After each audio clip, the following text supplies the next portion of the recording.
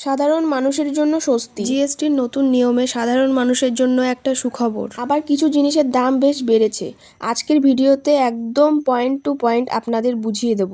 নিত্য প্রয়োজনীয় পণ্য 0% থেকে 5%। চাল, ডাল, পনির, দই, লস্যি এবং আটা এখন অনেকটাই সস্তা। আগে এগুলোর ওপর 5% ট্যাক্স থাকলেও এখন অনেক ক্ষেত্রে তা কমে 0% করা হয়েছে। পারিবারিক ব্যবহারের জিনিস, রান্নার বাসনপত্র, সাইকেল এবং রান্নার তেলের ওপর জিএসটি কমে 5% করা হয়েছে। পার্সোনাল কেয়ার, টুথপেস্ট, শ্যাম্পু, সাবান এবং চুলের তেল ট্যাক্স 18% থেকে কমিয়ে 5% করা হয়েছে। ওষুধ, ক্যান্সার ও অন্যান্য দুরারোগ্য ব্যাধির ওষুধের ওপর জিএসটি তুলে দিয়ে 0% বা 5% করা হয়েছে।